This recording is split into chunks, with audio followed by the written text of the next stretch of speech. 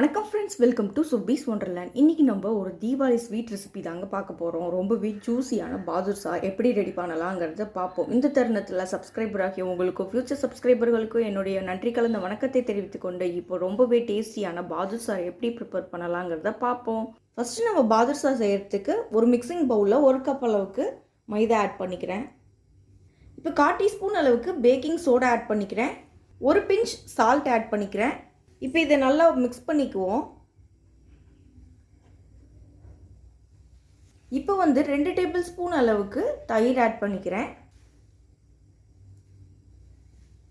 ஒரு 4 table spoon அளவுக்கு நெய் ஆட் பண்ணிக்கிறேன். இப்போ இது நல்லா மிக்ஸ் பண்ணிக்கலாம்.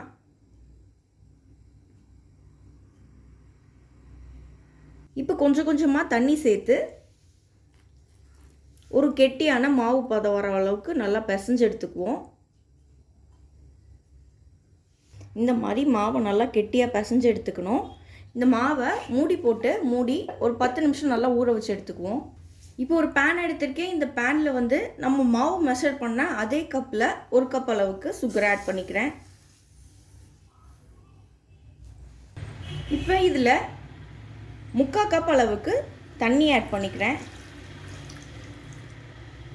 இப்போ ஃப்ளேம் ஆன் பண்ணியிருக்கேன். இப்போ சுகர் நல்லா மெல்ட் ஆகிட்டு இருக்கும்போதே 3 ஏலக்காய் தட்டி சேர்த்துக்கிறேன். நீங்கள் ஏலக்காய் தூள் இருந்தால் கூட அதை கூட நீங்கள் ஆட் பண்ணிக்கலாம்.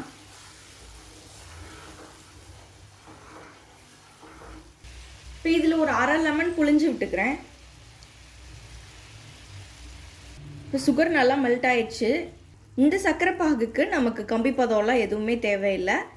லைட்டாக நம்ம இந்த சுகர் சிரப்பை டச் பண்ணி பார்க்கும்போது ஒரு ஸ்டிக்கினஸ் தெரியணும். அந்த மாதிரி இருந்தால் போதும் நமக்கு. இப்போ ஃப்ளேம் ஆஃப் பண்ணிக்கலாம். இப்போ ஒரு 10 நிமிஷம் இந்த மாவு நல்லா ஊறி வந்திருக்கு. நம்ம இதை சின்ன சின்ன உருண்டைகளாக உருட்டிக்கலாம்.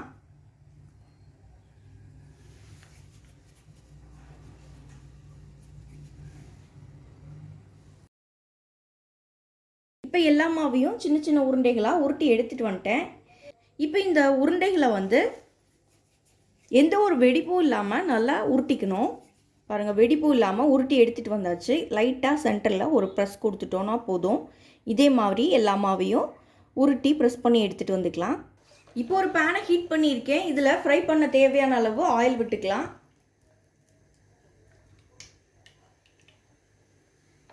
எண்ணெய் நல்லா சூடாகி வரட்டும். எண்ணெய் நல்லா ஓரளவுக்கு சூடானதுக்கப்புறமா நம்ம ரெடி பண்ணி வச்சுருந்த பாதுஷாவை இதில் போட்டு ஃப்ரை பண்ணிக்கலாம்.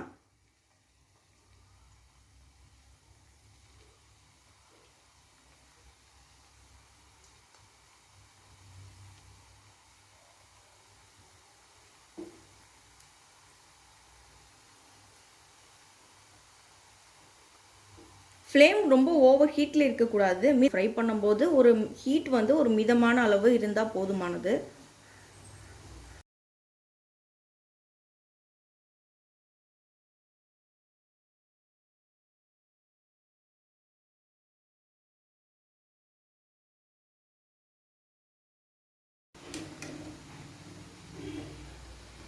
இங்கே ஒரு மிதமான ஹீட்டில் வச்சு ஃப்ரை பண்ணால் தான் நல்லா ஃப்ரை ஆகி வரும். இல்லாட்டி வெளியில் மட்டும் நல்லா ஃப்ரை ஆகிருக்கும், உள்ளே ஃப்ரை ஆகாமல் இருக்கும்.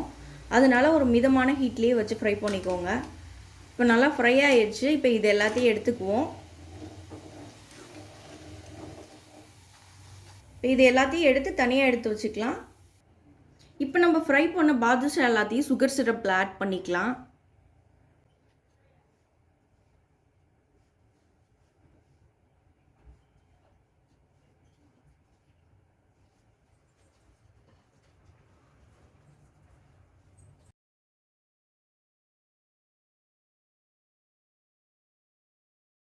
நல்லா 2 பக்கமும் ஊறி வரணும் இந்த பாதுஷா.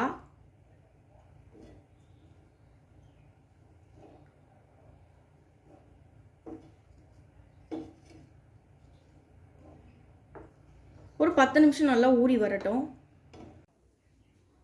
இப்போ நமக்கு எல்லா பாதுஷாவும் நல்லா சூப்பராக ஊறி வந்துடுச்சு. இதை தனியாக பிளேட்டில் சர்வ் பண்ணிடலாம். இப்போ நமக்கு அருமையான பாதுஷா அட்டகாசமாக ரெடி ஆயிடுச்சு ஃப்ரெண்ட்ஸ். இந்த ரெசிபி கண்டிப்பாக நீங்களும் ட்ரை பண்ணி பாருங்கள். இந்த ரெசிபி உங்களுக்கு பிடிச்சிச்சுன்னா எங்கள் சேனல் லைக் பண்ணுங்கள், ஷேர் பண்ணுங்கள், சப்ஸ்கிரைப் பண்ணுங்கள். உங்கள் கருத்துக்களை கமெண்ட் பண்ணுங்கள். மீண்டும் இன்னொரு நல்ல ரெசிபியோடு உங்களை மீட் பண்ணுறேன். அதுவரை உங்களிடமிருந்து விடைபெறுவது சுப்பீஸ் ஒண்டர்லேண்ட். தேங்க்யூ.